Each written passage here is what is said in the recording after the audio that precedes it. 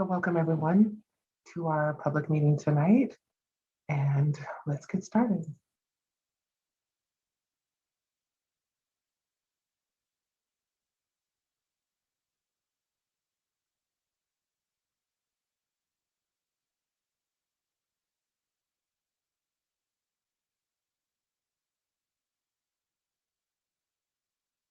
I believe Angiata is going to do our opening prayer for us. So let's close our eyes, getting comfortable in our houses, in the chair in which we are sitting, elevating our thoughts, thinking about our Master Jesus, connecting with Him, with our mentors, and with the good spirits, asking them to harmonize us, to also harmonize our brothers and sisters, both incarnated and discarnated, who were with us in the charity work from this past Saturday, harmonizing us as well with all the brothers and sisters, not only the ones that are here online with us, but all the brothers and sisters from the spiritual world that are here with us tonight. Asking Jesus and the good spirits to prepare our hearts, to open our hearts, so we can listen to this beautiful message about love, so we can feel this message inside of our hearts, in the hopes that this message will touch us and we will be able to apply this in our life. Thank you, so be it. Thank you for this beautiful prayer, Angiata. And as you said, we are talking about love tonight. And not just any old kind of love, because, we talk about loving macaroni and cheese and loving, our spouse in the same sentence as if it's the same thing. And it's not. There's many different kinds of love, but we're going to be talking tonight about the kind of love that is the greatest commandment. And this is from chapter 11 from the Gospel according to Spiritism. So the greatest commandment. Well, what is that greatest commandment? What were we being asked to do? In the very beginning of this chapter, Jesus was questioned by a Pharisee and was said, well, what is the greatest commandment of the law? Right? Because at that time, right, Jesus was he was not the Christ as we understand him to be now. He was, walking amongst the people at that time as a man that had a mission and was bringing new ways of being. And so there were a lot of the new ways of being were changing the laws of the land. So because of that, the Pharisees were asking, well, what is the greatest commandment of the law? And the answer was very simple. He'd say, you just have to love God with all your heart, with all your soul, and with all your mind. This is the greatest and first commandment. And then the second, which is similar, is you should love your neighbor as yourself. So if we think about that, right, we think about how we say we love pizza, we love chocolate. Like, I really like chocolate a lot myself, right? But do I love it with all my heart, all my soul, and all my mind? Probably not. I like it with my mouth.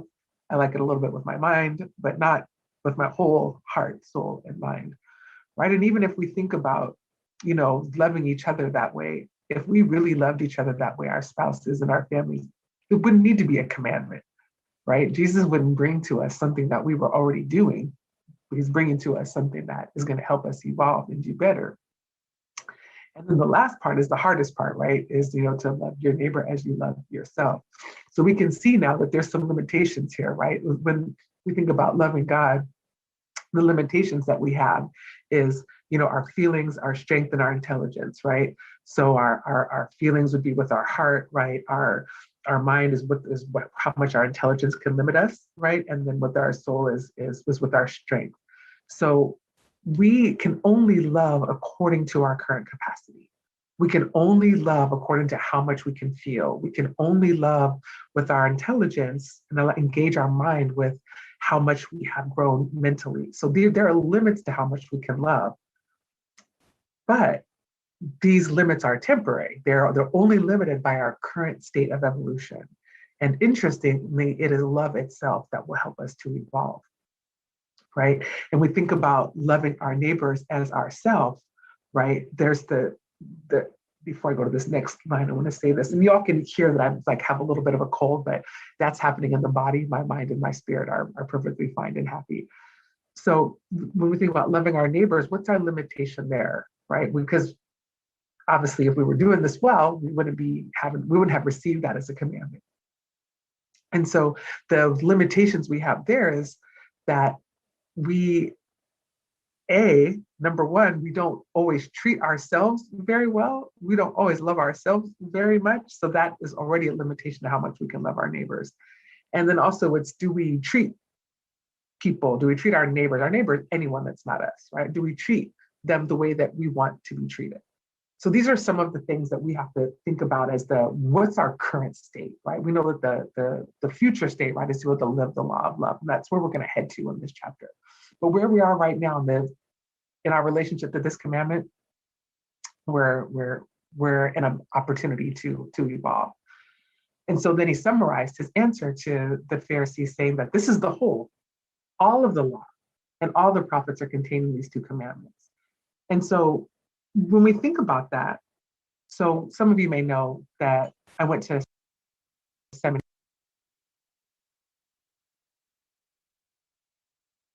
that almost all of the popular world's traditions have.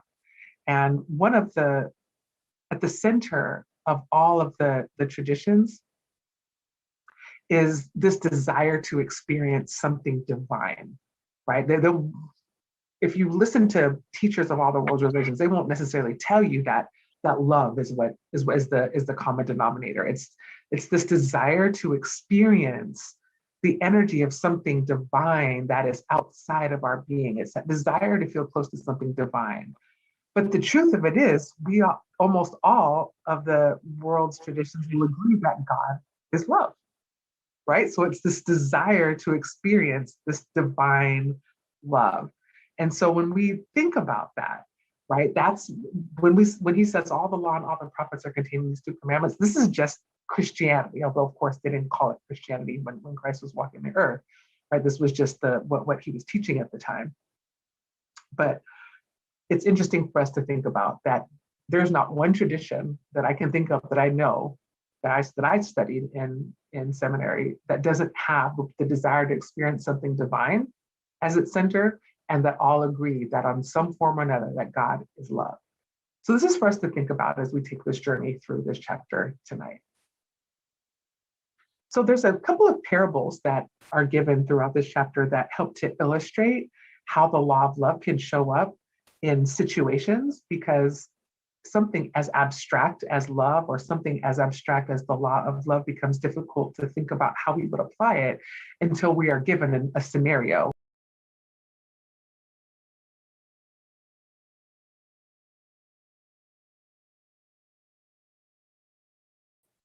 This is the story of a king that had one of his servants that owed him a lot of money. Now, I did the research on this as when I was with my daughter earlier, trying to do the math to say, well, how much was one talent worth at that time? So a talent was a unit of money, right? And it was 6,000 denarii. And then one denarii was 1 day's wages, right? So in today's money, one denarii was about $20. So a talent would be about like $10,000, right? But then they did it they didn't calculate it in terms of the cash value that we in today's calculations would do. How they calculated it was one talent was 6,000 denarii or 6,000 days wages. And so I did the math. It was 10,000 talents would take someone 164,000 years to earn. So basically, this guy was never going to pay that money back, right? There's no way he's going to live 164,000 years. So he begged, and he was given compassion from the king, and the king said, okay, that's fine. I'm going to go ahead and forgive the debt. So that's beautiful, because obviously the guy was never going to be able to pay that back unless unless there was something drastic that happened. He went into some sort of a business or something, but it wasn't going to happen. He was given compassion. But was he grateful? Was he able to turn around and offer his buddies that? No. He left, and then somebody that owed him money, and how much did they owe him? 100 denarii. So 100 denarii in today's time is about $2,000, right? So that's, or 100 days wages, right? So this guy could have to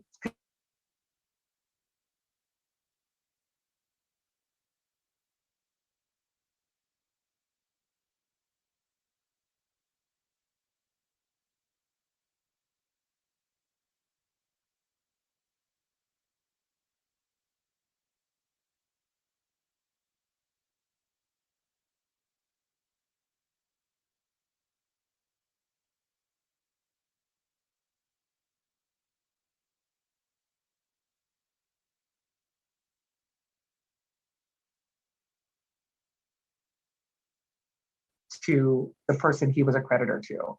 So is this really about borrowing money? Is this about the value of money in biblical times? Is this about the math that we did to convert biblical currency into today's currency? No, it is not about that. What this is about is how are we treating people? And are we treating people the way that we want to be treated? Right? This guy literally was given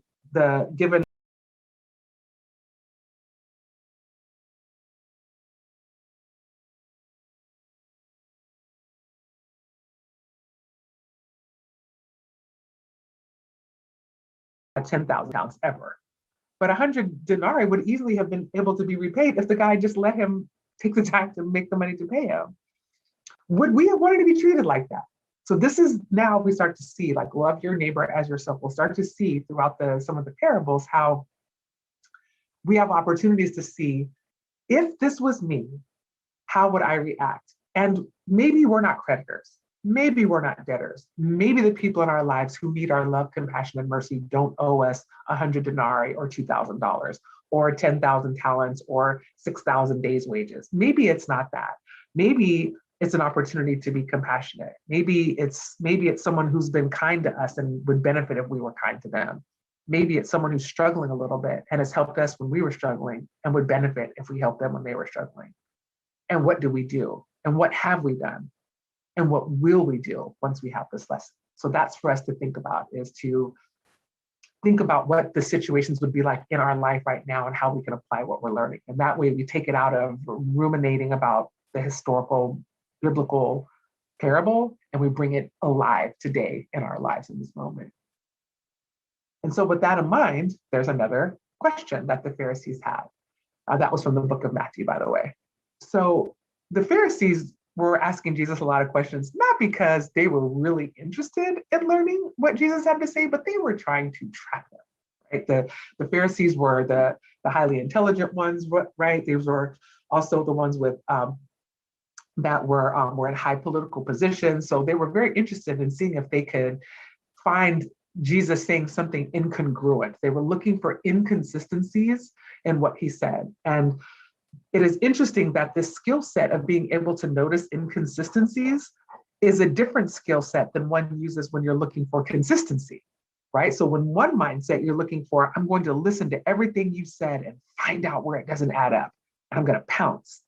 And then there's a different mindset that says, I want to listen to everything you have to say and see if I can put it all together and create a picture. These are two different mindsets, right? So the second question was, because they wanted to trap him, they said, well, we know that you're truthful, and we know that you teach the way of God through the truth. And we also know that you don't take into consideration, men's positions, which right there, I think probably leaves out most of the human race, right? Because we are not truthful. We lie every day. We even lie to ourselves like it's nothing. So we already know that we don't fall into that category. I once heard somebody say the only way you know someone is being truthful is when they admit that they lie. That's the only time you know they're being truthful. And that you teach the way of God through the truth, well, I think we can count ourselves out there for now, although I think we have an opportunity to evolve. And this last one is critical. You don't take into consideration men's position. So what was the question that they asked? So, and at this time, remember, so you see the question, but at this time, the Jews were paying an inordinate amount of taxes. There was a large amount of taxes that were being requested. It was an oppressive amount of tax. So they wanted to trap him into saying that the Jews shouldn't have to pay taxes, right? And then they would be able to complete their snare. So they said, was it permissible, right, for us to pay taxes to Caesar or not, because the taxes at that time were very oppressive. And I had this pictures here of the chess game, because they were literally playing mental and political chess with Jesus with these questions. But Jesus' answer, and I'm sure you've all heard this parable before, he says, show me the coin that you used for the tax and whose face is on it. And as we can see, this is actually a photo. This is actually of a denarii. This is actually one denarii. They actually have photos of these old coins. So this is a denarii. Whose face is on it? And then he says, well, then render unto Caesar what is Caesar's, and unto God what is God's. And in this answer, right, they marveled at his response, and leaving him, they went away. This is from Matthew, and then the story is also told again in the Gospel of Mark. But here's for us to think about this. You know, when people want to trap us just to speak the truth, right? When people want to trap us, we should just speak the truth. Because let's think about it. When we want to get our way on something, you know, we can often find ourselves asking the trick questions, right? I mean, if there's anyone on this call that has never tried to trap someone through a tricky question, right? I would love to hear that you're not that person. I think we've all, you know, asked questions in a way to get the answer that we want. But here's the flip side of this, is that if we keep on the high road and just tell the truth, when faced in this low energy of people trying to trap us, because we've all been on both sides of them, if we stay on the high road and just speak the truth, they flee, right? This is a protection for us speaking the truth, because look at literally what it said. Having heard him speak like this, they marveled at his response and leaving him, they just went away, they fled. So this is for us to think about, when we can maintain the high road when people are trying to trick us or trap us, and still hold our space in the truth, and hold our space in the truth with love and calmness and kindness. We actually create a field around us that will repel the energies that are trying to trap us. So this is for us to think about. And then there's some lessons here, right? So in chapter 11, it talks about, you know, that there's physical lessons and that there's spiritual lessons in these two parables, in the parable of the creditor and the debtor, and in the parable of the coin, right?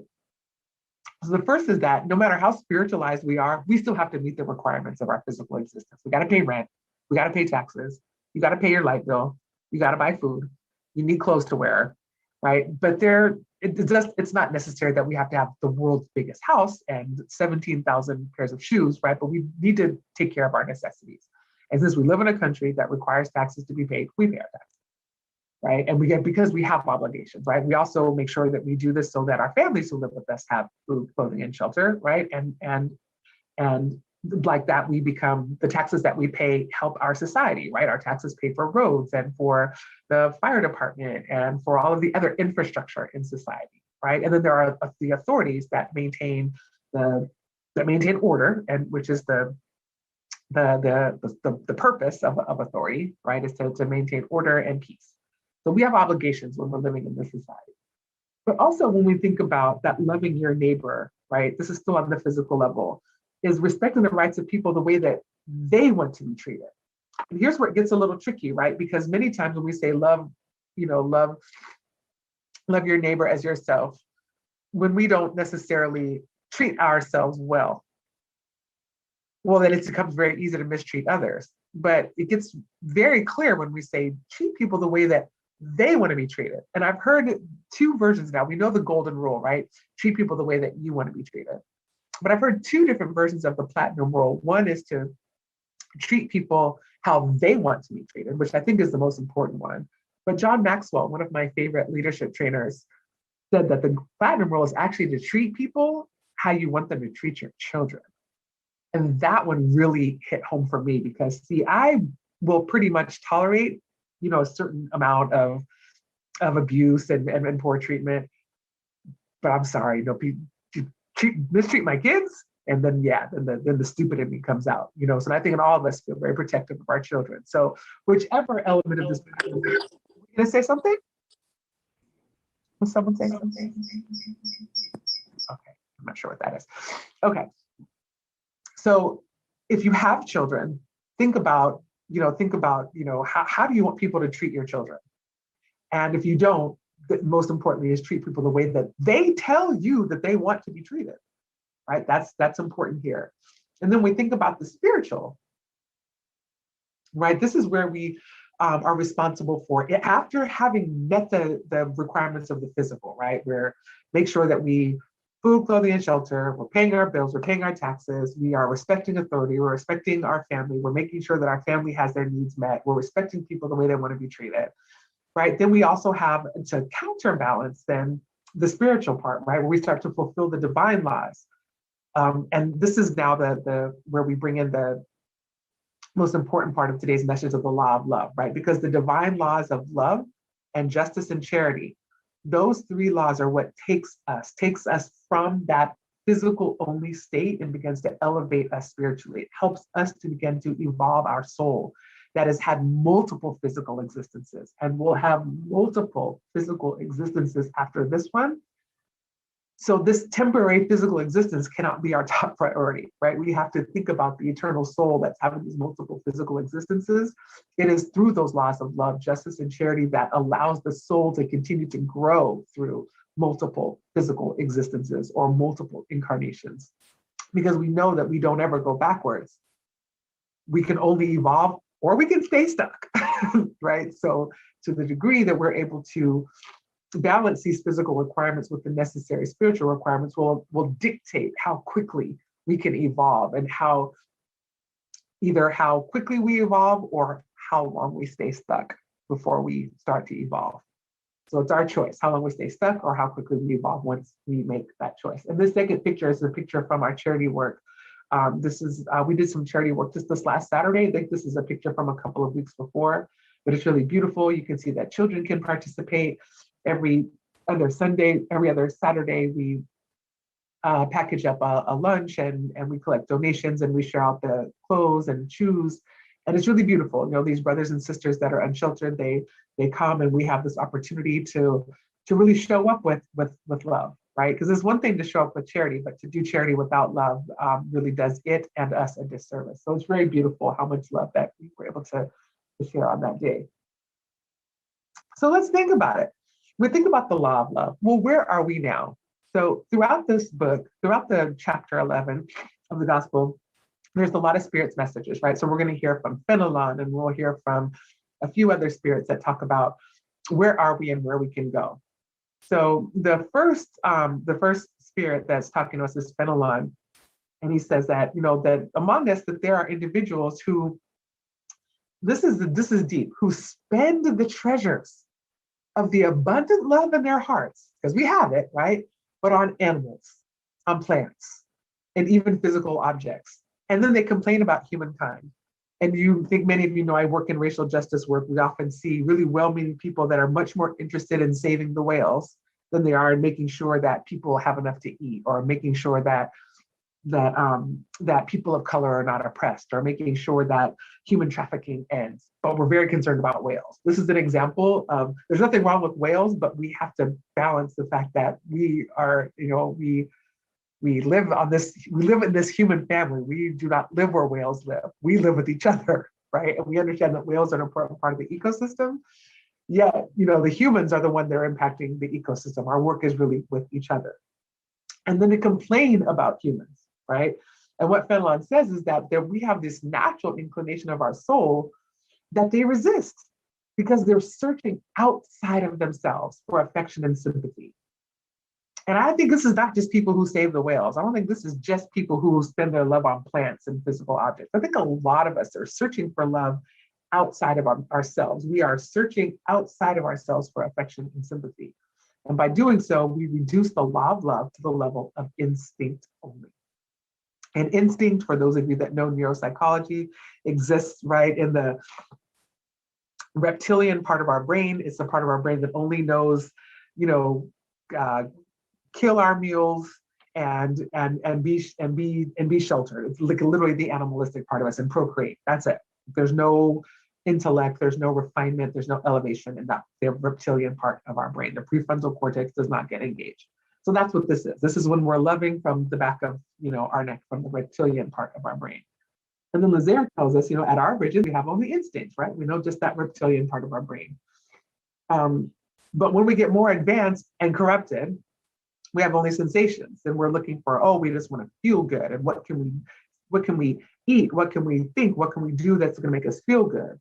But as we become more educated and purified, then we have sentiments, and sentiments is now these refined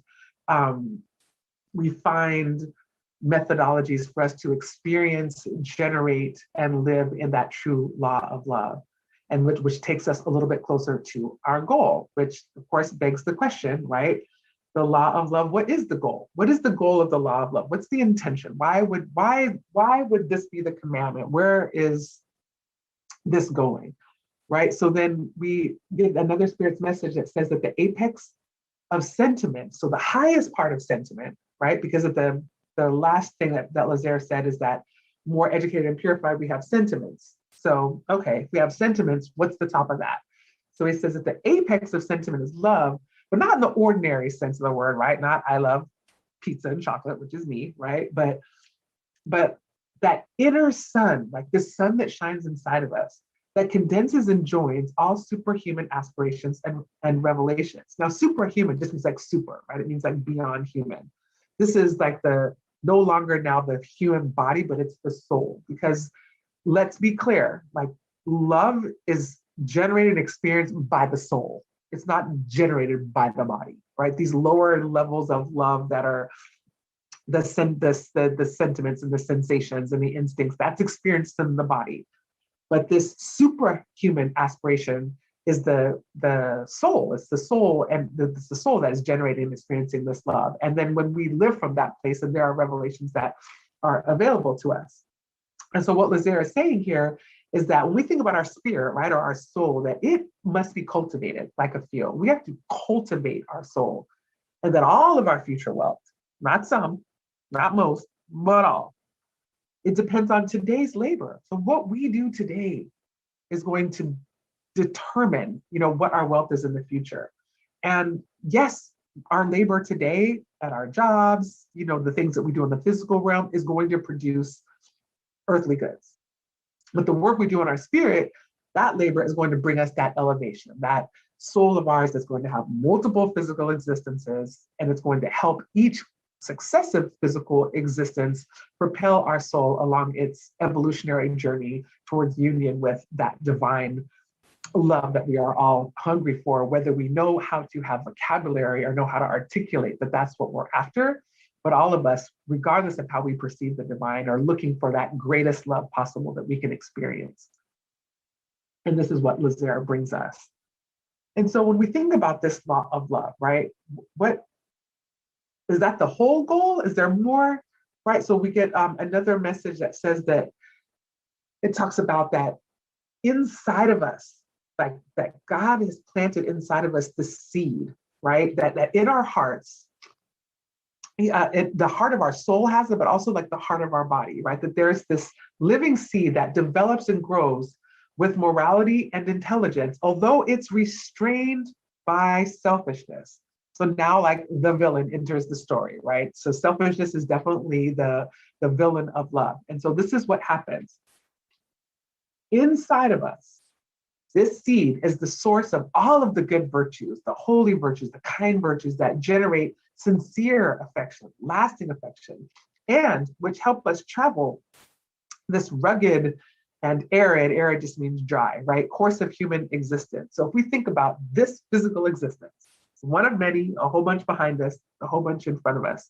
But this human existence is rugged, it's rough, right? One of my favorite reggae artists, Buju Banton, says, it's not an easy road, who feels it knows, right? On this road, it is rugged, right? And it's dry, and it's a lot of people that don't know how to love, ourselves included, right? And so what we're being taught here is that the source of a kindness, the source of the virtue of kindness, so the source of this that can generate sincere affections, because we got folks that are insincere on this road too, right? But the sincere affections. And we have people that just love for a little while, and then when we don't act or do the things they want us to do, they're gone, right? So this says sincere and lasting affections, right? That help us on this journey.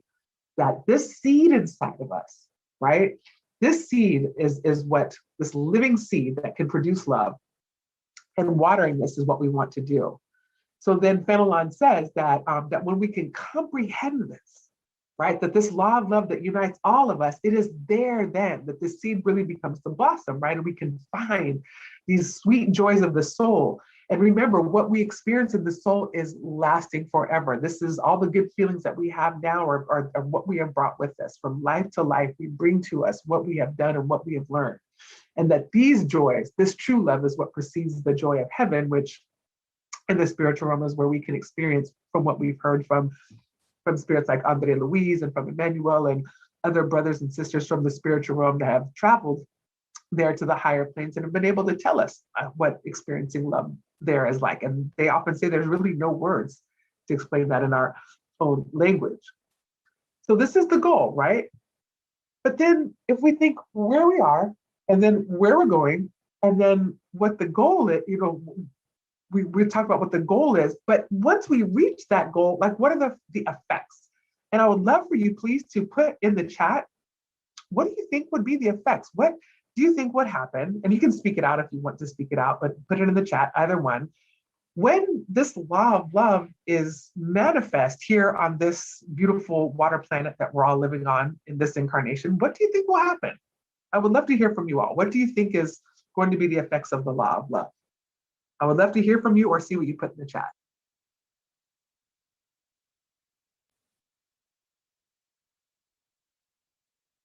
Okay, nothing? Well, I will tell you. So union with God, yes, we will live in a better place. Yes, absolutely. And union with God is I think that's the goal. I think we want, when we pray, that's the whole point. I remember Anna Paula Cargia, I remember once I was telling her that I had been praying a lot and I just wasn't feeling it. I felt like I was just calling in my prayers. And she told me, you can pray to ask God, you can pray to God and ask God to help you to feel God's holy presence. You can ask for that. And I was like, you can ask for that? Okay. And then the very next prayer that I said, I asked, God, I want to feel your holy presence. And then I felt it again. So it's beautiful. So union with God, yes. The dawning of a new age, yes. Elevation of our soul, Adriana, yes, absolutely. All of these things. And the reason why I'm asking you this is because when we think about this, that the very act of your mind searching for, well, what will this be like, is actually producing the necessary vibrations in our being to propel us towards that. So there's a reason for asking. So there's no complete answer to this. This is just what the spirits have said. They said that the effects of law are the moral betterment of the human race and happiness during earthly life. So yes, that is the dawning of the new age.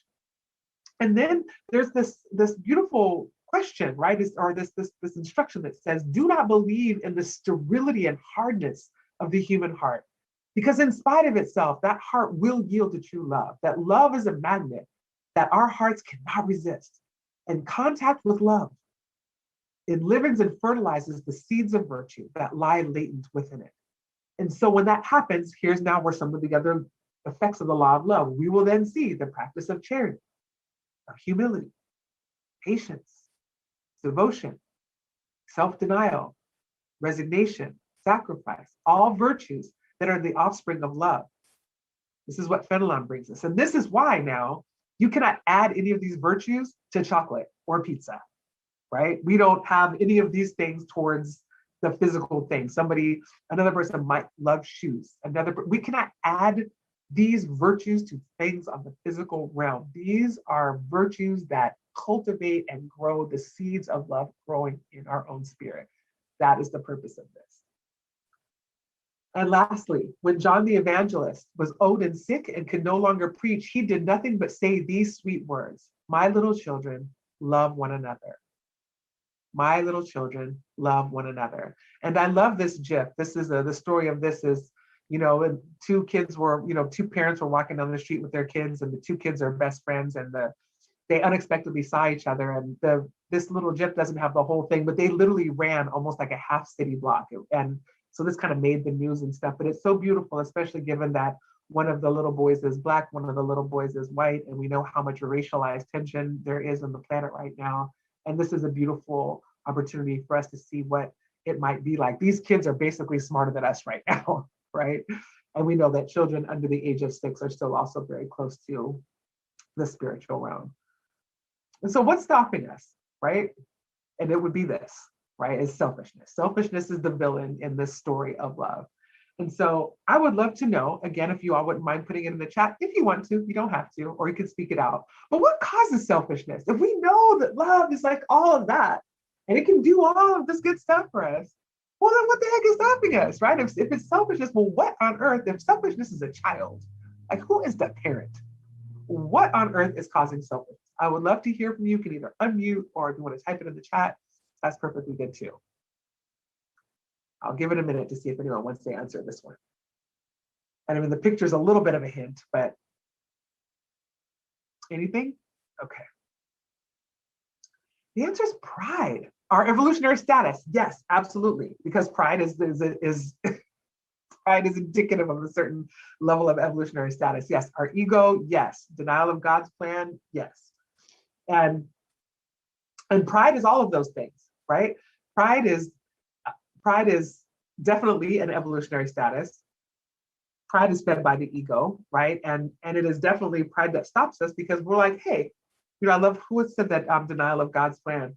We know that we have a plan on this in this body, right? And our plan is our whole purpose. If what we learned in the beginning, the whole of the law is love your neighbor, love God and love your neighbor. Like that's it. All you got to do is love. Well, what's stopping us? Why would we deny that plan?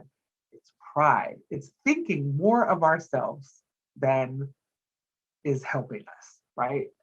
As well, there are obstacles, right, to removal of selfishness. And it's interesting. You can put it in the chat if you like, what you think the biggest obstacle is.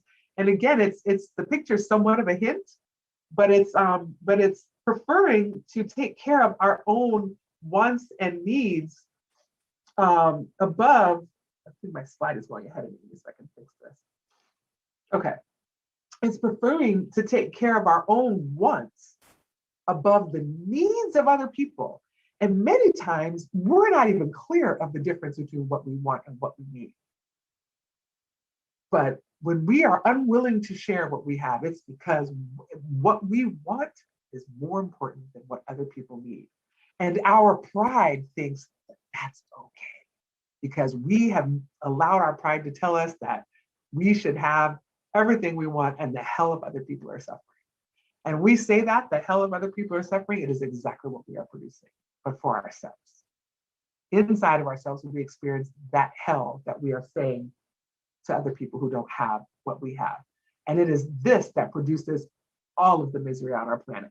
Not some, not most, all. There is not one type of suffering on this planet that does not exist that cannot be traced directly back to selfishness. So how can we heal this, right? Because this needs, we need healing, right? We definitely need some healing. And so what can we, how can we heal selfishness? If you want to put answer in the chat, that's great. If you want to speak out, that's great too. But let's think about this for a minute. How can we heal that?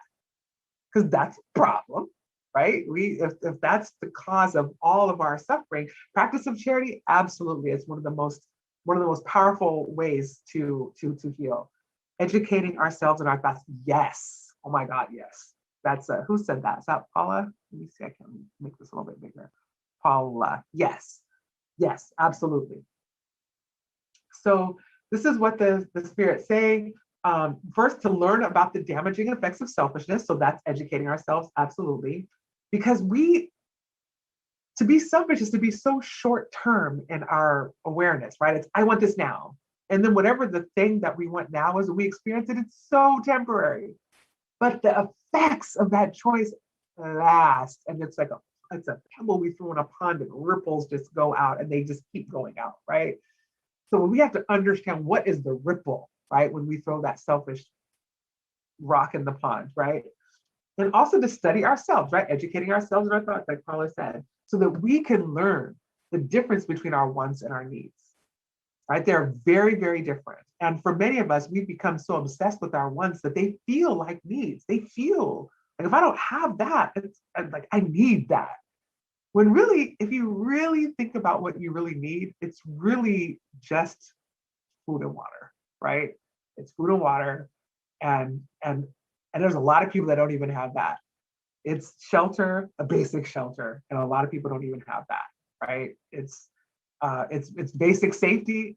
A lot of people don't have that. They're still alive, right? So when we have those basic needs met, health, right? And there's a lot of people who don't have that, right? So when we start to really think about, well, what are your needs and not your wants, it's a different way of thinking. So like Paula said, educating ourselves and our thoughts. And then there's also, once we can educate ourselves and our thoughts, right, then we can start to think about like the charity that was mentioned earlier. So that once we know what our actual needs are and how to separate them from our wants, then that allows us to be more sensitive to the needs of others and the suffering that their unmet needs produce. Because that food that we have every day, a lot of people don't eat that. That nice water that's whatever temperature we want it and as clean as we need it to be, a lot of people, there's countries where people spend all day walking to get water and all day bringing it home. And the water itself is not even that clean. You look at that water, you would not drink it. I'm telling you, I've been to countries like that. You would not drink that water. You would not bathe in that water. And there are people cooking with this water and drinking this water. So being sensitive to that, right? The needs of others and the suffering that their unmet needs produce, which is nothing compared to the mental construct, this narrative that we produce in our minds that is our suffering when our wants don't get met. And I'm guilty as anybody else. I am not trying to preach to anybody something that I've mastered and I'm telling you all that how great I've done it. No, I am trying to figure this out too. Because when I feel like I want something, I'm pretty much going to make sure I get it. And you kind of think about everything else later. That's why not a whole lot of charity gets done, because and a whole lot of selfishness produces misery in the world, because we still prioritize our wants over the needs of others.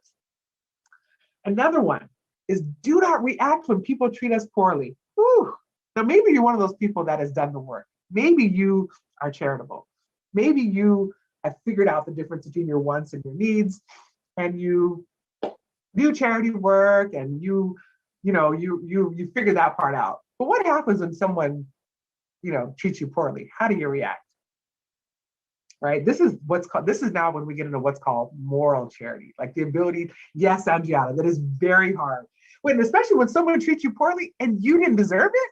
Because sometimes, hey, we mess up and then someone treats us poorly because we messed up. What if you didn't mess up? Or what if somebody's treating you poorly for something that's completely incorrect, right?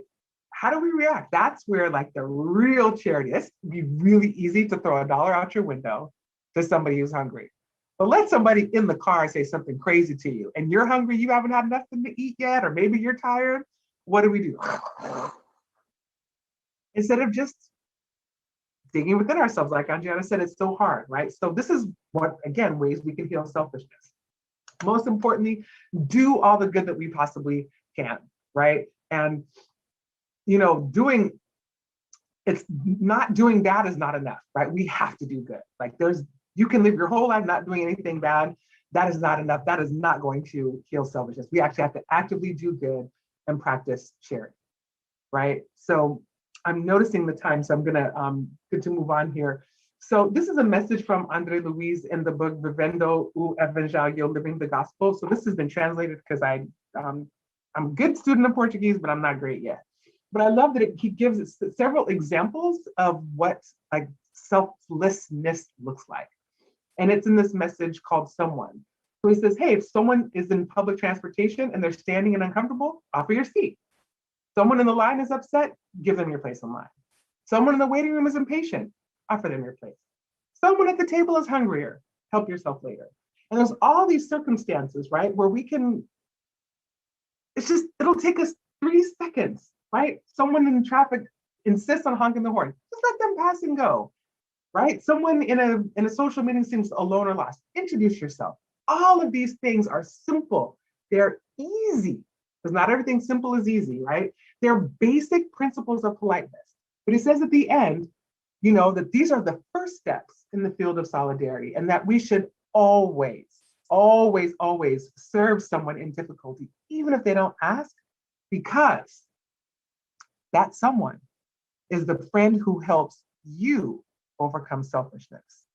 that completely flips the script, right? We think, I don't want to help them. I'm I got this, I got to do.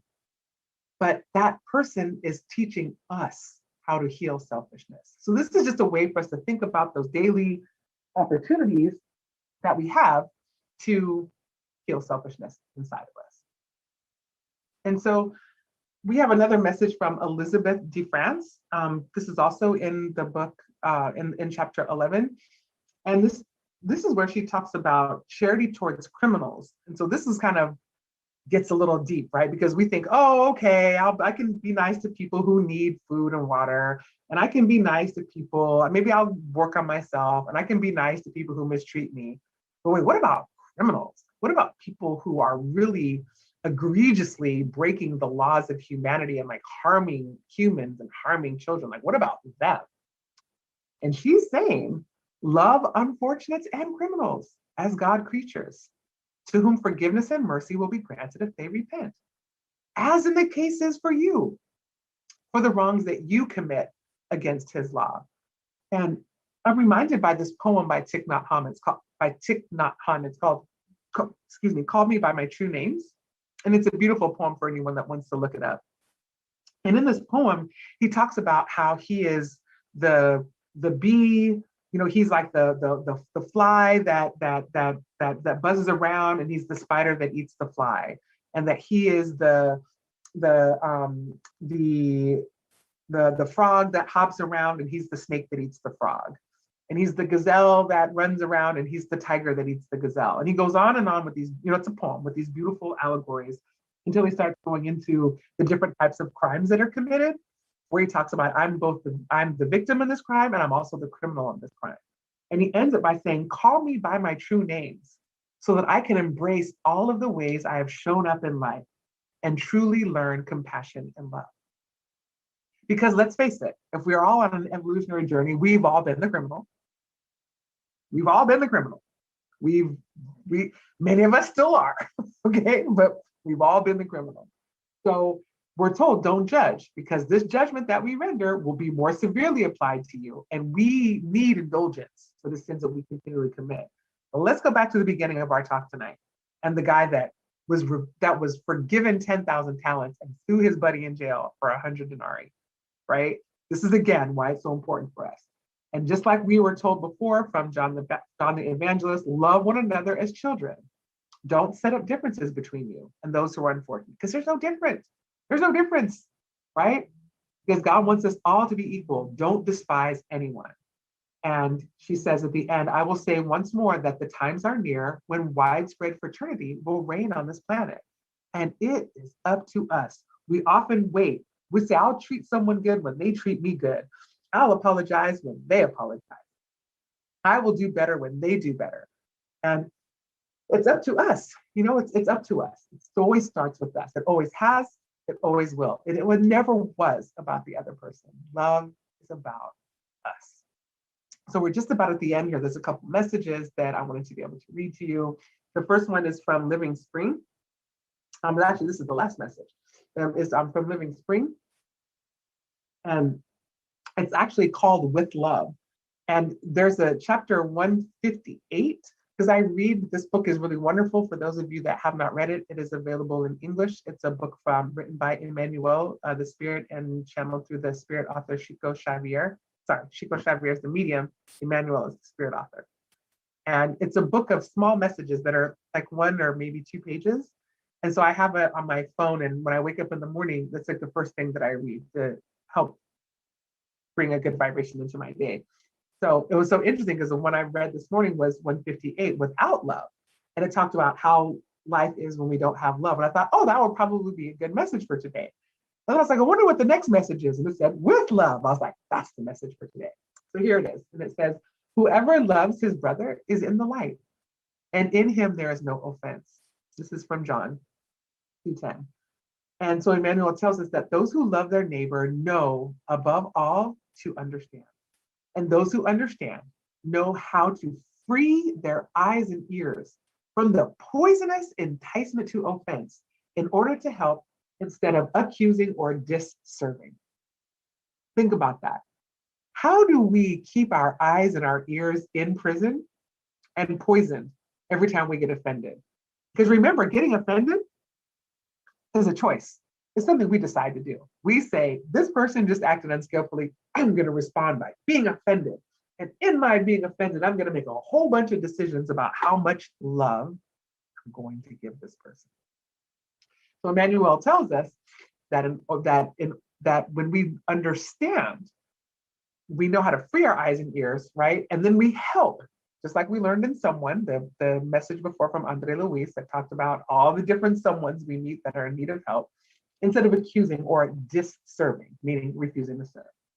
And what he says is if we don't do that, we keep ourselves in the dark phase of being attached solely to ourselves, and that we imprison ourselves in selfishness. And what he says, in that prison of selfishness, we expect others to love us. Were you saying something? Okay, I wasn't sure.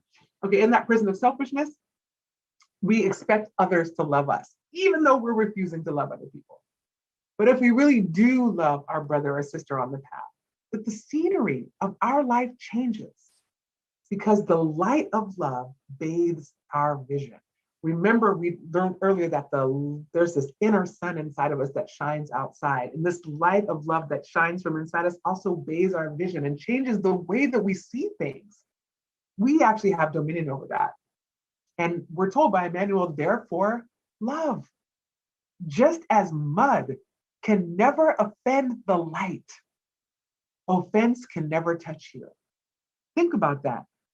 I think it was Emmanuel that also said in the book 50 Years Later, I think it was, I forget who the character now was that said it, but I think it might have been Cineas Lucius, maybe the grandfather, but said, those who insist on measuring the depth and consistency of a mud pit will end up covered in mud, right? So if we are not measuring mud, but we are measuring love, mud has no, it can't offend us, right?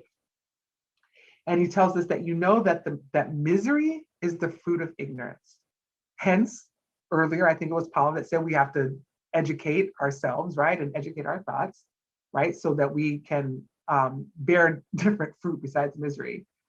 And when we do that, that we will help victims of wrongfulness, right? Those criminals or those people that, that we think are so much morally bankrupt than we are. Because victims of wrongfulness are our own brothers and sisters that are in need of support and understanding, just like us. Love and you will understand. Understand and you will serve more and more each day, for you will dwell within the glory of light, inaccessible to any incursion of the darkness. And so I end with this, my friends, that love is all of the things that we've talked about. But this last part of the message from Emmanuel gives us an important thing to take with us into the rest of our evening, that love is the most powerful protection that there is. Look at what he's saying, that the more we love and the more we serve, we live in the light, inaccessible to any incursion of the darkness. That means that we are surrounded by the most powerful spiritual light and protection that exists. Love is the most powerful force in the universe. So thank you so much for spending time with us tonight. We are about to do our passes. So please take some time to get some water. And I want to thank you all for listening. Angiarda will do the passes for us tonight in the closing prayer. So any questions does anyone have or any thoughts before we start our pass treatment? Okay.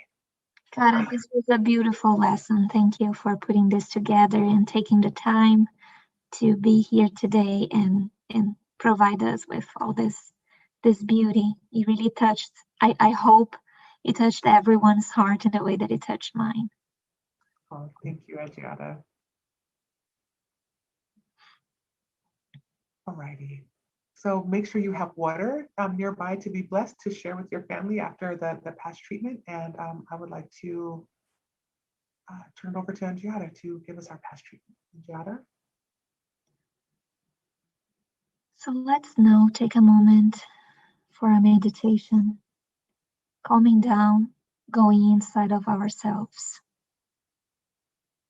so we can receive the blessing of the passes. So we start by breathing slowly and deeply while we try to relax our body and our mind. And we let go of the worries and the thoughts just for this moment. We raise our thoughts to Jesus by tuning in with the good spiritual friends, and we put ourselves into prayer. We ask God, our Father, for the presence of our guardian angel and all the friendly spirits by our side in this moment. We ask them to assist all the homes here represented.